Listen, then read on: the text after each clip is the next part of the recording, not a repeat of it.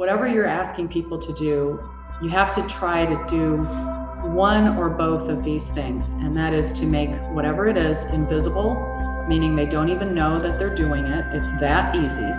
Or irresistible. It's that important that it would be unreasonable for them to resist.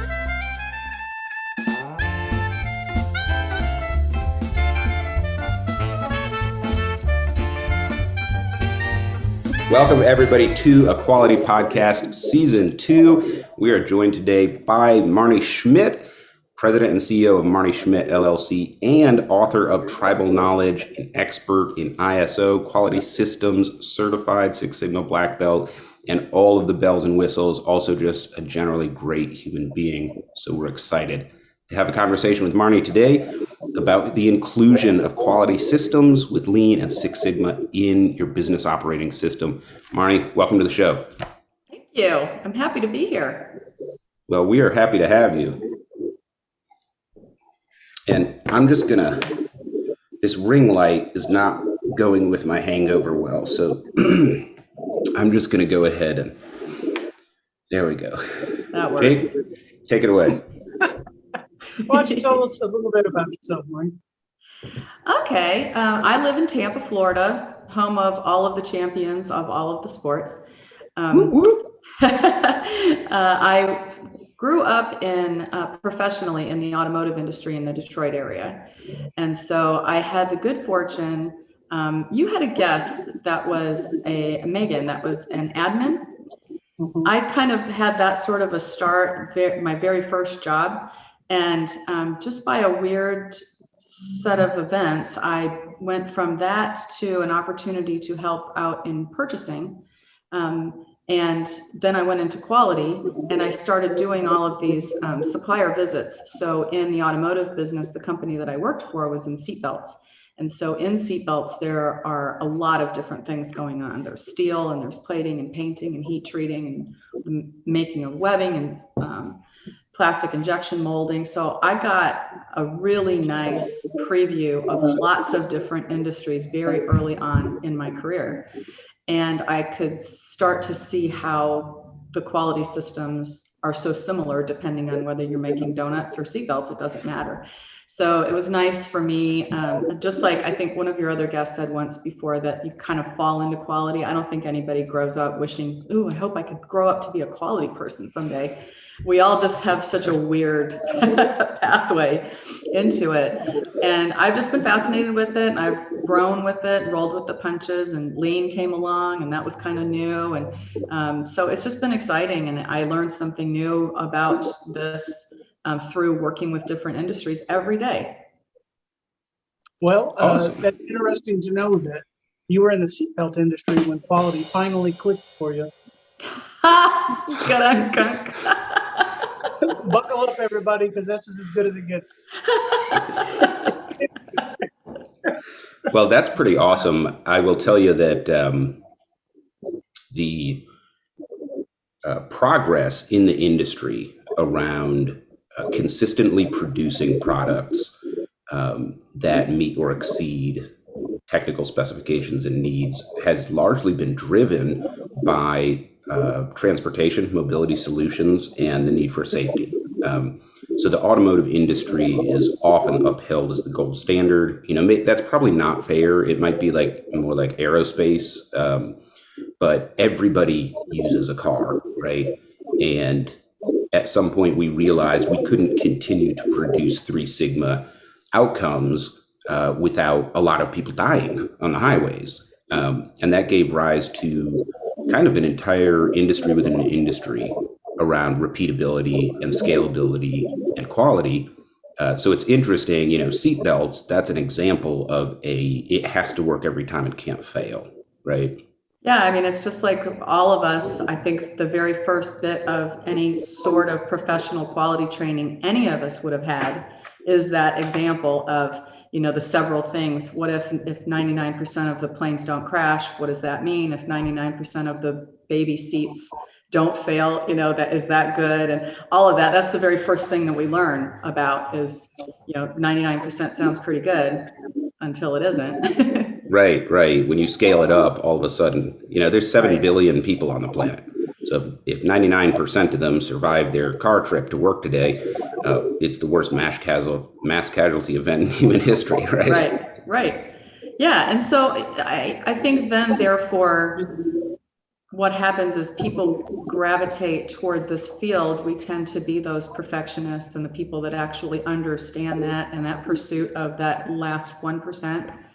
And then there's the rest of us. And so then already that puts us in a place where we're championing something that isn't necessarily valued by other people right away, without some guidance and without some explanation and without some ambassadorship to get people to understand the importance of it. Well, if I could just fanboy for a second, my favorite 1% out of Marnie here is that she takes the driest subject known to human, and that's a weekly update about ISO 9001, and then memes it and makes it relatable. So you already have a special place in my heart for exactly. Thank you. I can't believe. Great call out. Definitely, your skill in presenting material is often perceived as, put me to sleep material. Well done. Thank you. I appreciate that. Yeah, I mean, that's just what I can't believe how much time I spend on just that very thing, because people will not open that book. They will not look at it. I mean, they won't do it. They will not do it. And so I just spend so much time explaining and translating that, which is one of the things that we said we would talk about today, is just figuring out how to communicate quality to people without communicating to the masses the way we communicate with each other as quality professionals. We really have to use two different languages to get people to hear the message. If we start talking about the tools, if we use too many of the tools and too many of the words, people just, whatever. But so we constantly have, that's why I gravitated towards y'all on LinkedIn, and finding you was really fun for me. Because Jake, the funniest lean guy, are you kidding? Like, that's not something you put in a sentence together. I just love it, and we need more of that. And I am on a mission to get a cool kids table put together of quality professionals and have people start following us. Oh, that would be awesome. And being better at what we do. Yeah. So communication, Jake, I'm sorry, I'm going to use some language here that you're going to make fun of, but that's okay. I understand you haven't read a lot of books. But when we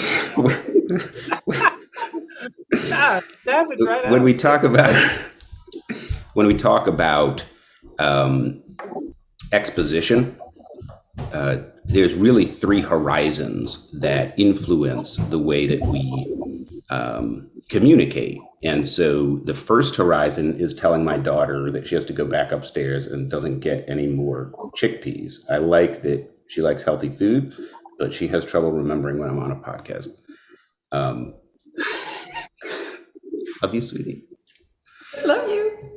So there's three horizons, and the first is my horizon, right? So if I'm reading a book like a quality text, that text has to communicate with me, and I have an obligation to come to terms with the author, right? So this is not like a critical reading project when you're talking about a quality text, and then there's the second horizon, right, which is the person that I'm communicating to, right? And then there's the third horizon, which is the bridge between the original text and the final audience, right? And I play the role of sort of introducing that bridge.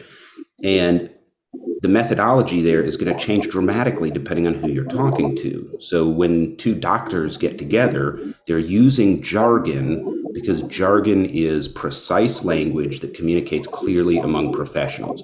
If a doctor talks to his patient with jargon, how does she sound? Exactly. Like an asshole. Is that fair? Mm-hmm. Right? Exactly. Well, your left digital phalanges distal end is looking to be a bit medulla oblongata, and you're like, I didn't go to medical school, dumbass. That's why I'm paying you. For sure. sure. And I think we need to remember, yeah, bedside manner. That's a nice analogy that we need to remember that when we talk to people. And I see it all the time, and as I'm sure you do, because we don't get invited in to help with consulting projects without dealing with the quality people that are already there. Right. And sometimes when you see what the company is working with, you're like, boy, where do I start, with this guy here or with the project? Right. Yeah, I know why you called me, right?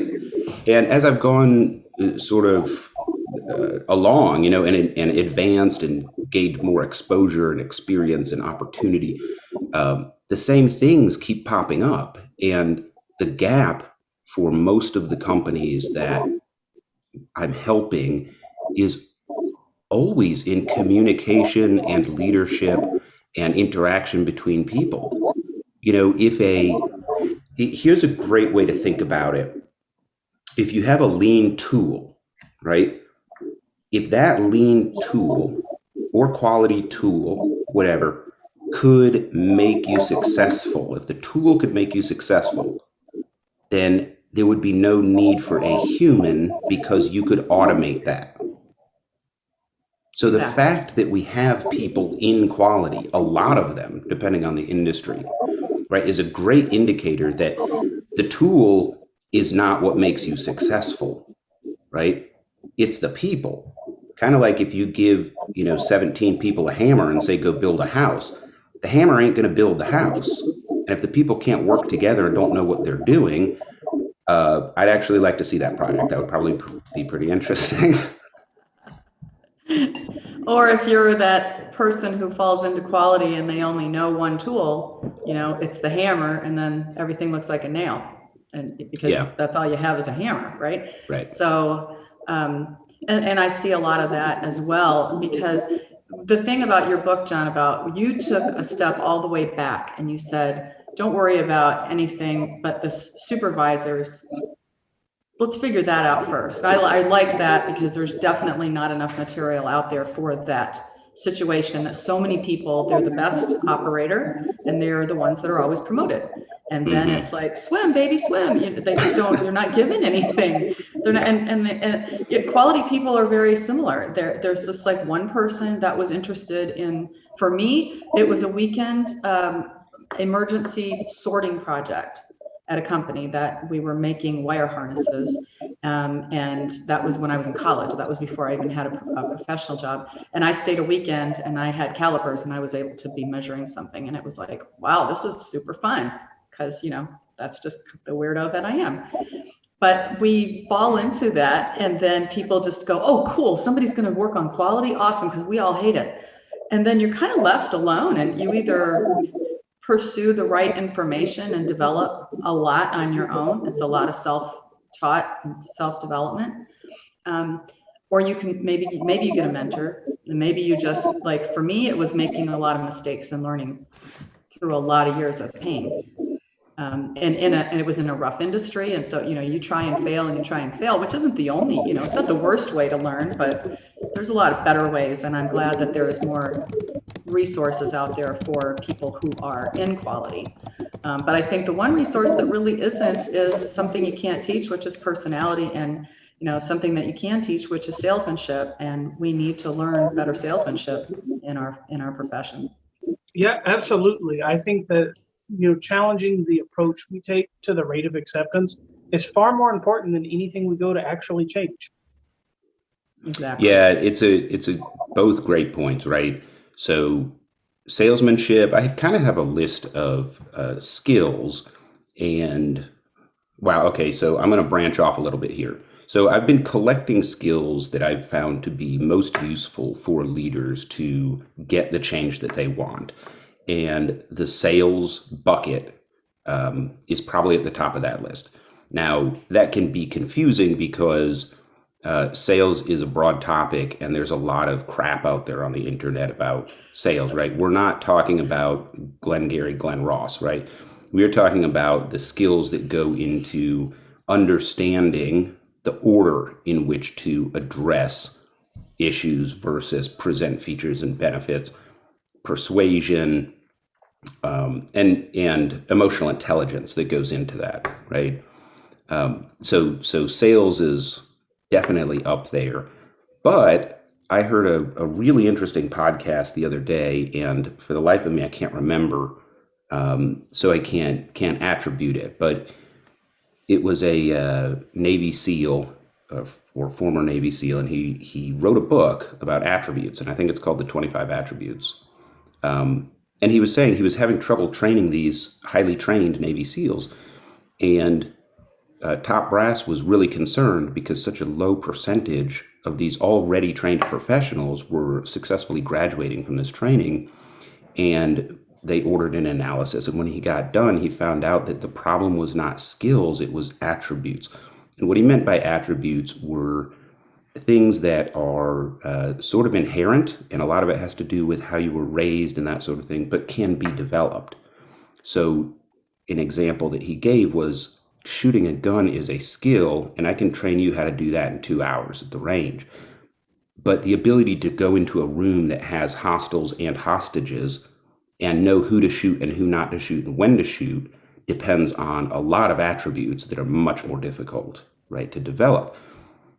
So as I've gone through my list, and I hadn't heard that distinction between skills and attributes, and maybe he made it up, I don't know, wish I could credit the guy, but I've started a second column, which is like attributes as opposed to skills, where I'm just cataloging, here are the attributes that successful leaders display, and here's some that they kind of don't.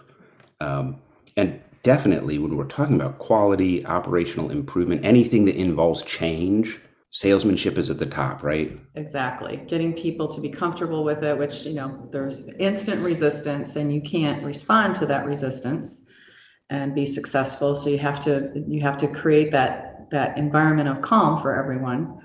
And I think that's where a lot of us just go sideways right from the get-go is relying on whatever the reason for the change is. It's regulatory because ISO says. We just love to do that, and it is rarely successful. If you can get people to begrudgingly comply, but that's not the same thing as a sustainable change, right? Yeah, going back to seatbelts, great example, right? Do you tell your kid buckle up because Uncle Sam says so, or buckle up because it could save your life, right? It's Exactly. better for you. Right, exactly.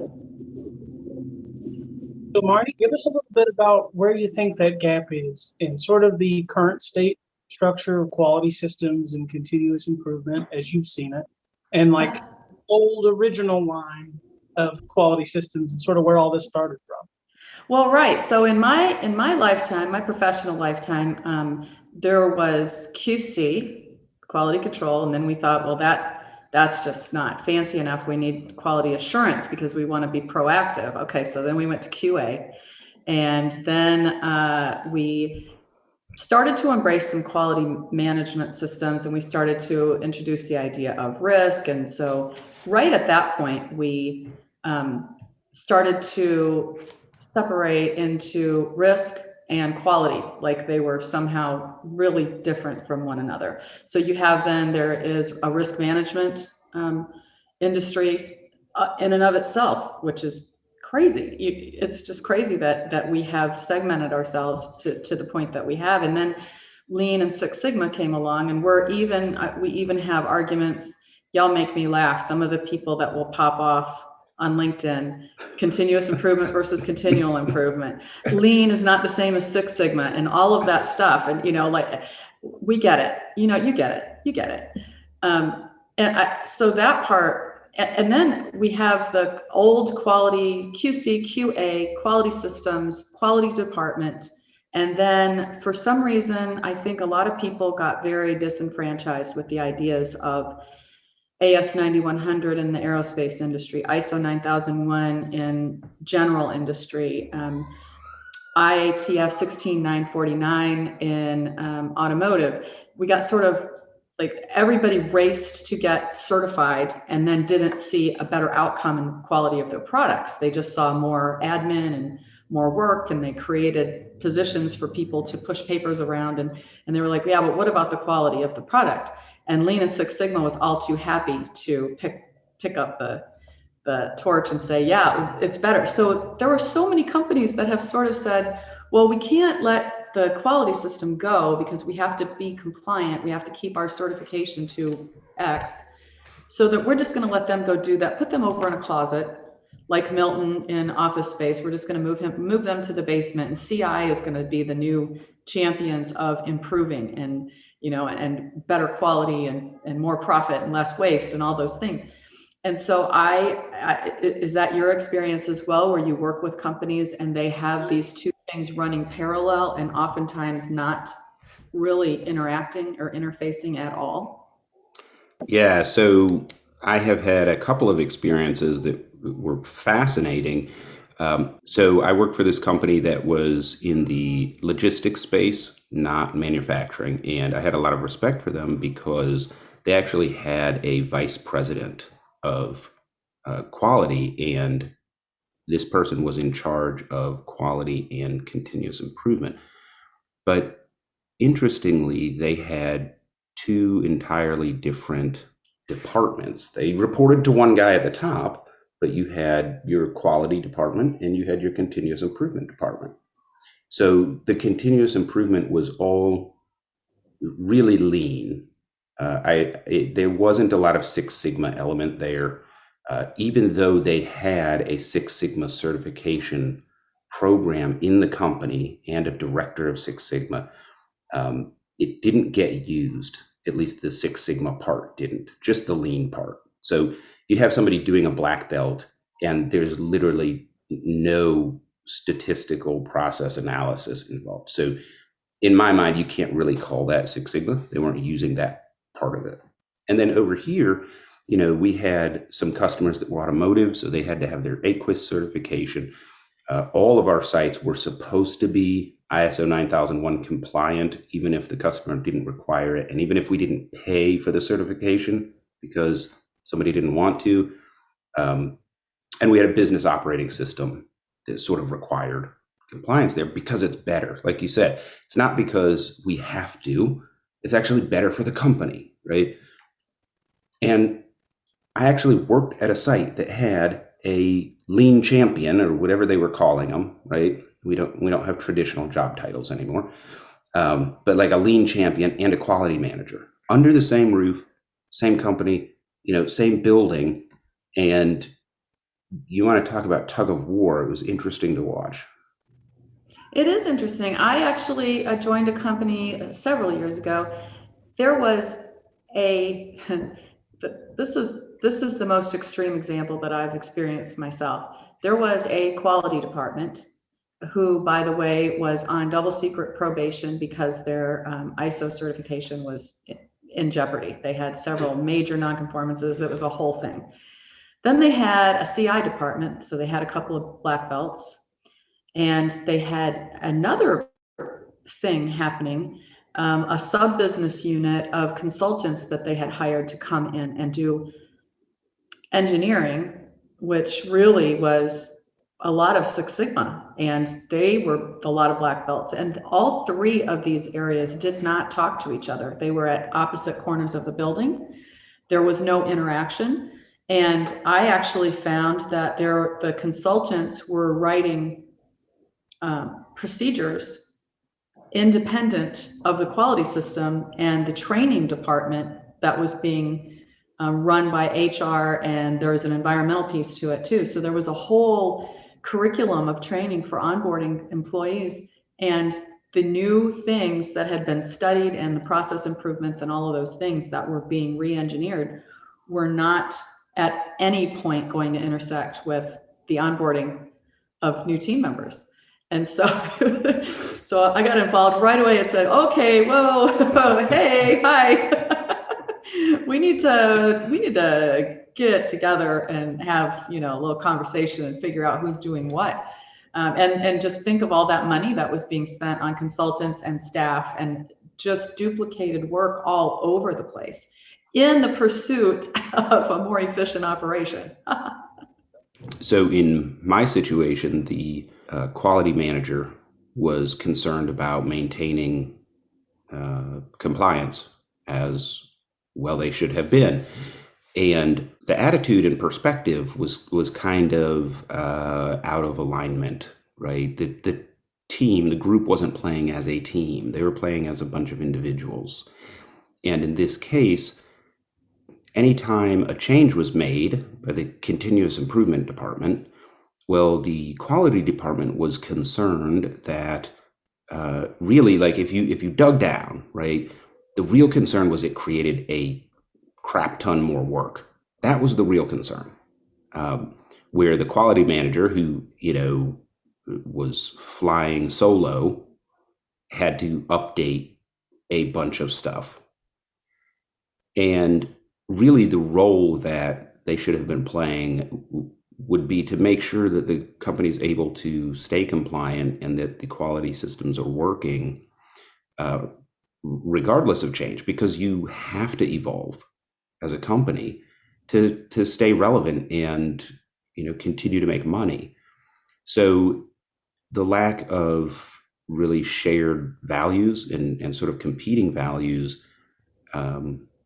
is kind of what hurt that group. So I wonder if there's some structural and systemic changes we could make that would sort of mitigate that. Well, I was very lucky. I had the unique experience of being the quality manager at a company when I started training for my black belt. And so understanding where I was, and I know y'all have talked a lot about meeting people wherever they are. Where we were was not black belt ready, not by any stretch of the imagination. So I thought, also, I don't think training is enough ever to just go and hear some theory without practicing, and even getting your black belt, you practice, but a lot of practice is better than a little bit of practice. And so one of the things that I did is I took the things that I initially learned from my Lean and Six Sigma training and turned it back on the quality system and said, kind of, let's 5S our quality system, because it's messy, it's fat, it's got too much garbage in it, it's not being used properly. Some things could be reformatted. And so that's what I did as my first sort of boots on the ground lean project, was to go through the quality system and lean it out. And in doing that, I was showing people they were getting affected, that like, we're going to get rid of this form, we're going to get rid of this collection of data point. And people were like, what are you talking about? I'm like, well, I don't know. Do you need it? And they said, no, we never thought anybody would ever ask if we could make things simpler. And so that's one thing that we can do, is to turn the tools on ourselves first. That's one way to show the way, and to integrate those things is to use the tools on ourselves first in full view of everyone, and be critical of ourselves in full view of everyone, so that they can sort of see what that's about. Yeah, I think that's very powerful. So my entire background has been in direct leadership roles of a warehouse operation, of a manufacturing operation, of a food operation most recently.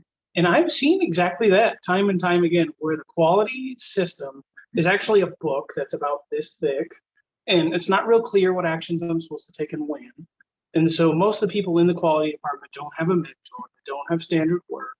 And we're just sort of taking a hodgepodge of guessing at what was required last year and playing with that with our daily lives, instead of turning that inward and going, all right, what do we actually need? Let's create a plan that has real value. Let's remove the things that don't, and all learn as a team. So that's a soft spot for me. Yeah, me too. And I think there's so much opportunity for us all to do that and to combine these things. And in fact, now when I go, it's not very often, but in the last couple of years, I've had more than what is usual in terms of people wanting to start a quality system from scratch. So usually I'm a rescue mission. I'm going to go in and, bring something back to life that has just, died and just has been rotting. I've had some unique opportunities with some emerging tech and startups to start from scratch. And that's just such a great place to start so that you don't have that to begin with. And you start by introducing Lean and Six Sigma from the get-go and standard work. And standard work can become an awful lot of the procedures rather than having the traditional procedures and books full of step by step by step. It's like, let's just make one thing and have it multi-purpose. So it will serve as a component of the quality system and will be compliant, but also we'll have something that is building us toward Lean. And as with every piece that we put together, we can grow as an organization into a Lean organization right from the very beginning. So I like to stitch together, what can we do, standard work, all the stuff, and the 5S and all of that, the beginning, like kindergarten stuff. When you can build a quality system, just build it around those things and use process maps, and because they can later become value stream maps, you know? So there's all kinds of things that we can do by combining all of that stuff and not competing with, because right, if you have a quality department and you introduce Lean and Six Sigma, oftentimes, well, for sure, the way, like, just like John said, if you impact a process and you change something for the better, whatever you're going to do, take steps out, whatever you're going to do, it's going to affect whatever was written at some point in history by the quality department. And so it's not only creating work for them to update the documents, they get very territorial about it. And I even know my own clients, sometimes I have to sort of reset the quality person to say, okay, you can't be the one that's resistant to making an edit on a procedure when something is made. Like if we start with you not wanting to make a change because the change of the document, like what kind of document process are you using that it is so cumbersome you can't make an edit? Like where do we go from here? Yeah, we go nowhere. That's the answer to that question. Yeah, we go nowhere. You can't. Yeah. And see, I like that. Go ahead, John. Well, I like that whole paragraph, Marnie. It brings up, kind of three different things to touch on. One is just, look, to make this sort of completely obvious for everybody out there, this is why you need to work with Marnie or people like Marnie, because the sort of external marginal consultant, right? The additional skill and knowledge and experience that you get there. This is somebody who has experienced a lot of different scenarios and has a lot of different examples to draw on and can help you evolve so much more quickly, right? So sometimes the selling point for working with an external vendor on things like this is just, well, I don't have the capacity, and that's good. It's a good motivation, but you might have the capacity and still need to work with an external expert because they bring that fresh lens and all of the experience to the table. And of course, we have to set aside our egos, to take advantage of that. But a couple of the other things that you brought up, like when we talk about the quality system and what we can do to make it more efficient and more effective and start the integration journey, right? Let's 5S it ourselves. Two things that sort of worked for me. The first was, again, the more I do this, the more I see that leadership, communication, and the soft skills are more important than the technical knowledge, especially as we, have moved into a realm where I can Google stuff, right? And I sat the team down and I said, okay, look, this is like a professional football team. You've got a quarterback, you have a wide receiver, you have a running back, right? You all have a role to play. We're on the same team. We're going in the same direction. And, the business is kind of like the coach or the general manager that says, here's the game that we're playing. And our job is to do this, this, and this. And we just shared, here's our job. And so for the quality manager, it was sort of revelatory. Wait a minute, what is my role and my function? It's not to guard my territory. It's not to make sure that we're certified. My job is actually empowerment and support of the business going over here. It's going to change. We have to pursue new business, methodology, strategy, continuous improvement. That's not optional. This was in tier one automotive. So, it's pretty competitive, right? My goal is to make sure that we do it safely, right? That's what the compliance part actually is. So just having the conversations with everybody in the room, we're all going to sit around the table and talk about what is my role on the team, right? And how do I serve the rest of the team? And just changing that mindset. You were talking about why is it so difficult and cumbersome that there's resistance to change? Because look, it's true in so many different areas, but a lot of the resistance we get is it's going to add more work and I don't know how to do it yet, right? Exactly. I have a few things that I try to keep my mind on, and I develop these theories just through resistance and having to push through resistance as a quality manager, over the years. And so the first thing I started to remind myself and I learned was that whatever you're asking people to do, you have to try to do one or both of these things. And that is to make whatever it is invisible, meaning they don't even know that they're doing it. It's that easy. Or irresistible. It's that important that it would be unreasonable for them to resist. So I always ask myself, can I make this invisible? Can I make it irresistible? Because that helps a lot. And I think that too often we kind of bristle up about, I know they're not going to want to do this, and how am I going to push this through? Rather than just understanding, why is it difficult? Why is it difficult? I think your guest Karen said that. She said, we just make quality way too hard. We just make it way too hard. And so we need to think for a minute, how can we, if we need to make this change, how can we make it easier for everyone? And to your point about humility and wanting to be the change agent, we want to get out of people's way. We don't want to create work for anyone. I also remind myself that really my job is to try to eliminate the quality department eventually, because we want the processes to be so well designed and to be so self-sustaining that we don't need a quality department to police what is going on.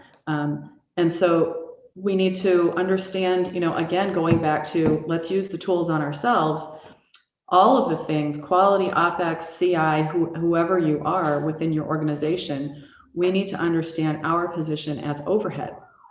I mean, we're just overhead.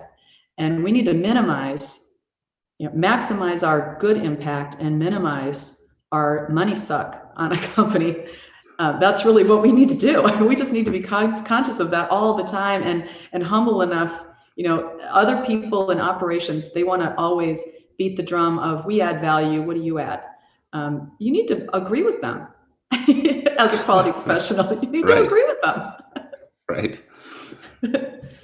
Well, another thing that I've observed as younger folks come into the workforce and take over higher roles, right? Because we typically develop into higher roles in the organization, right? You don't hire a 22-year-old out of college to be a vice president. What I've noticed is their native forms of communication are pretty significantly different. Mainly digital, right?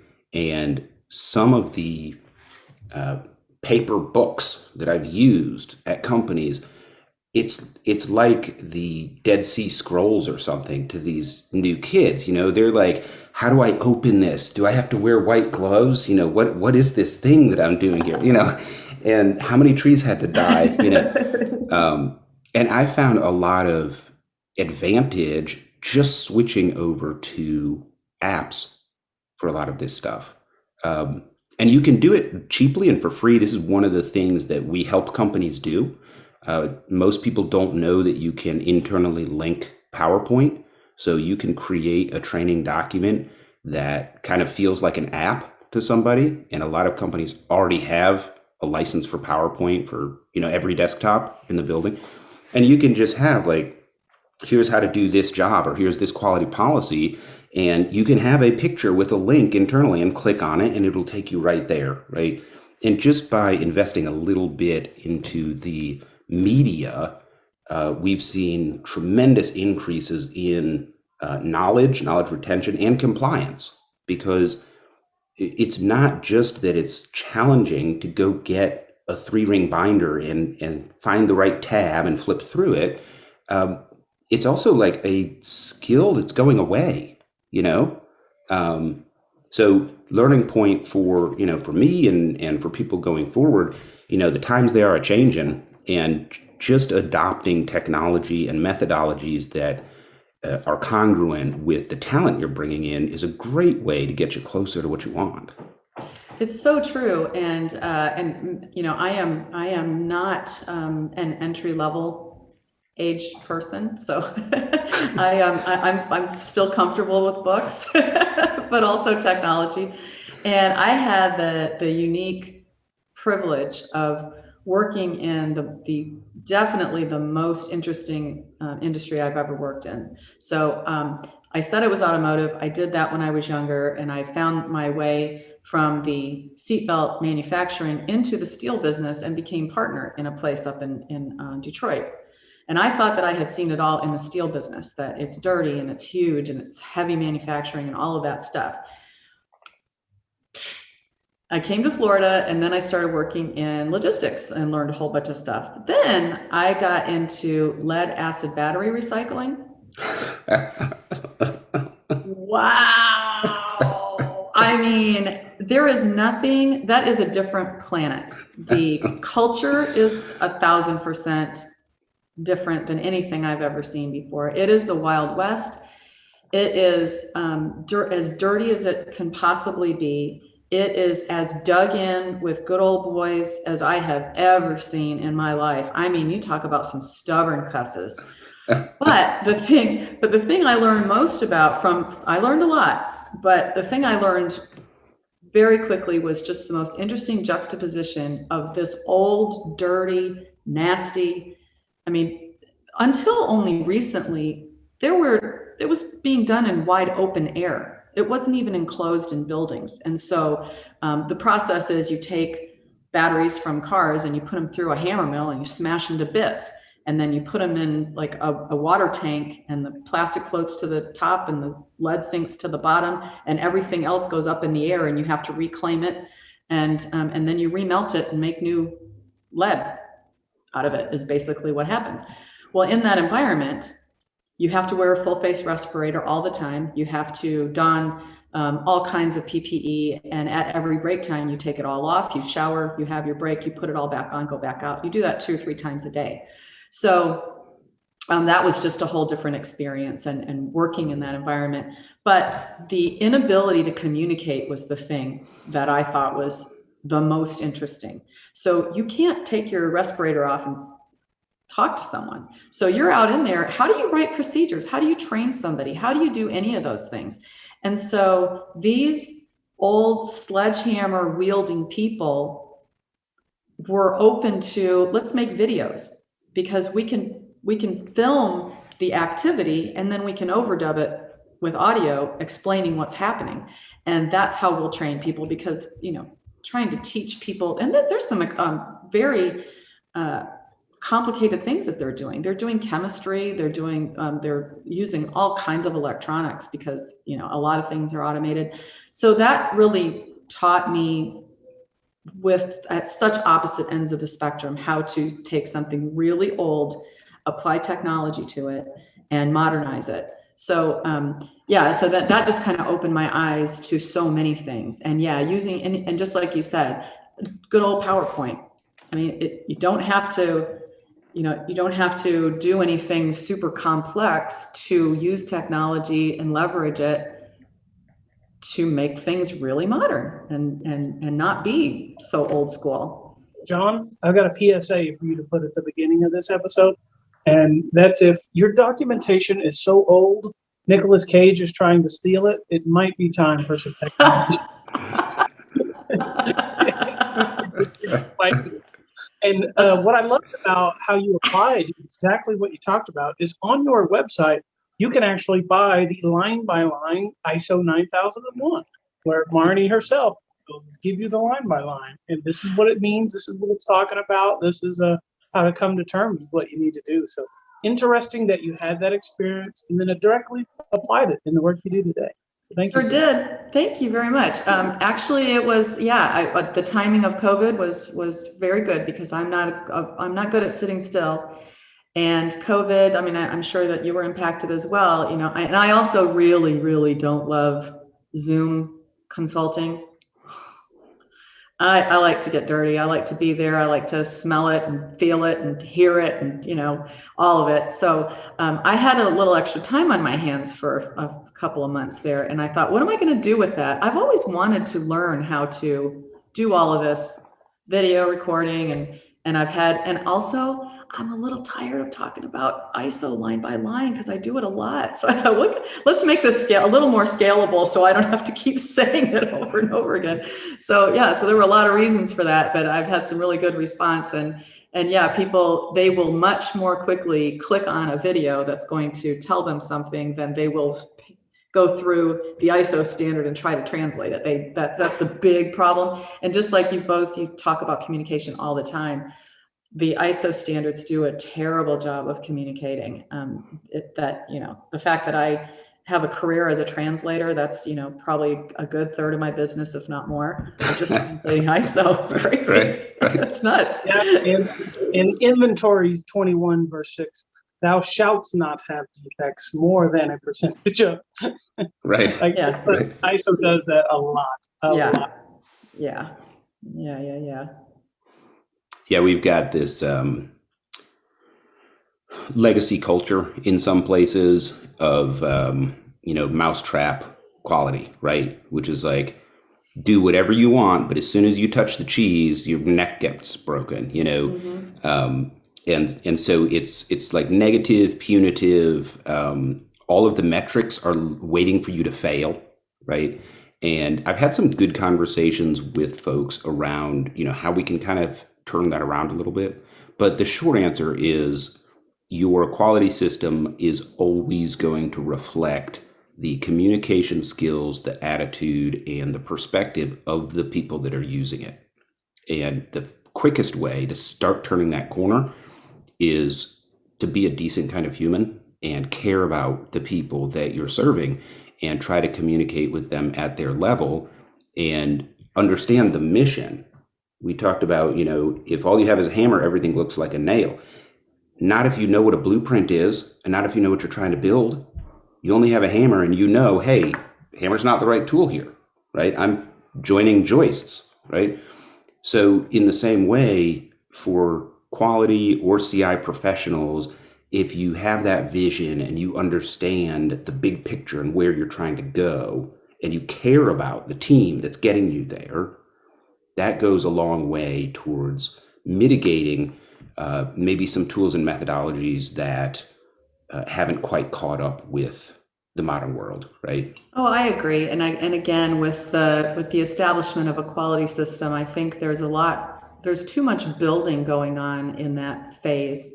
When you start from scratch, instead of just recording what's happening, because very few businesses are out there making things and shipping things and invoicing for things without there is a system. It's already there. You're just there to write it down.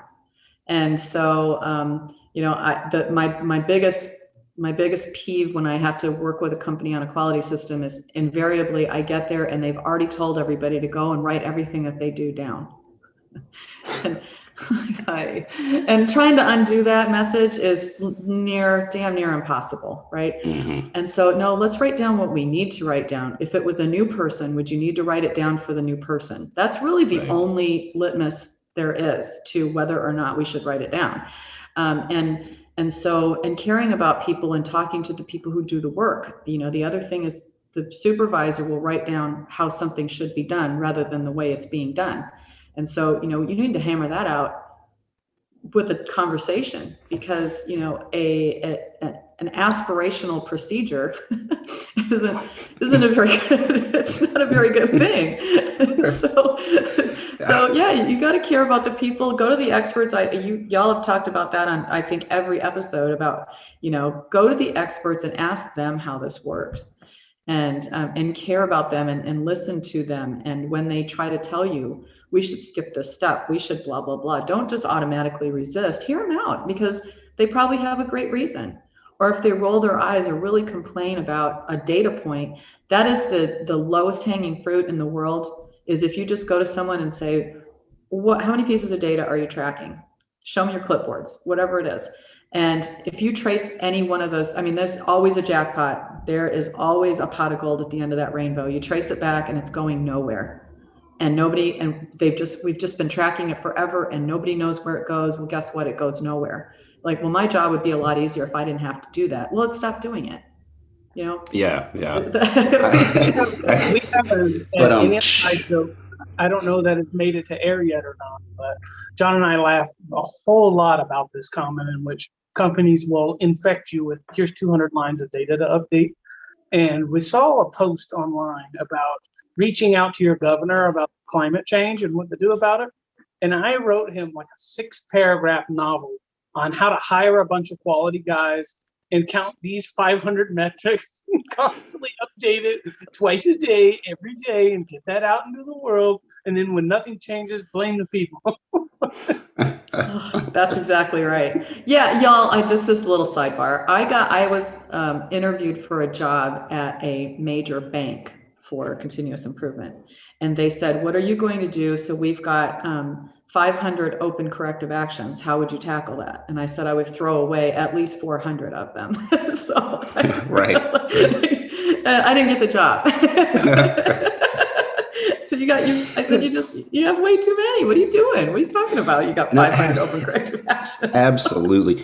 I have gotten so many gems out of this episode. I can't wait to write a whole book on aspirational procedures. But the controlling the response, right? How can you have 500 open corrective actions? That's ridiculous. You can't implement sustainable improvement at that rate.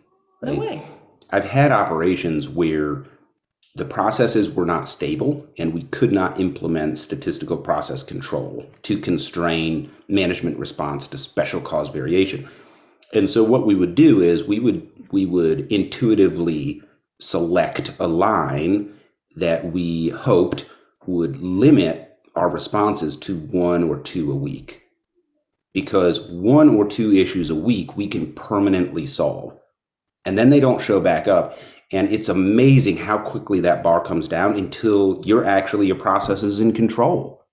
And you can use SPC to manage your business, right? That's a little bit more on the technical side for our listeners out there of process management. But 500 open corrective action items, forget about it, right? I heard a general, brigadier general, first woman general, I think, in the Marine Corps, and they asked her, like, what's your secret to success? And she said, every day I make a top 10 list, and then I throw away the bottom 8 things, and it's true. Like, that's how to get lasting traction. Marnie, hard to believe it's already been an hour. We've been having so much fun. Really appreciate you coming on the show. Do you have any final word of wisdom, encouragement, or advice for our listening audience? I do. I want more of what we're doing today. I would like to see more collaboration. I would like us to behave maybe a little bit more like craft brewers. They don't compete with one another. They collaborate, and everything is better because of that collaboration. And so getting together like this, supporting each other online, sharing ideas, doing more mentoring of each other, making quality cool. I think we can all do that. And if we have the right mindset, I love some of the leadership tenets that everyone has been discussing on this podcast. And I just want to see more of it. I want to see more collaboration, more interaction, and in public, so we can all consume all this content together and get better and build a community. Well, if you're on YouTube and you are watching us, make sure you hit that like and subscribe button. John accuses me of moving around too much on the camera, so I'm going to get all the way in your face. If you are subscribed and you're like Marnie, where you can comment on every single episode. That was the most disturbing thing that I've seen all week. Marnie, thank you so much for coming on. It was a privilege for us and a lot of fun. How can folks get in touch with you? You can email me at marnieschmidt.com, or you can go to my website, marnieschmidt.com. You can find me on LinkedIn. All right, fantastic. Well, thank you for coming on. For everybody out there in YouTube land, thank you for joining us on A Quality Podcast. Goodbye. Bye. Thank you.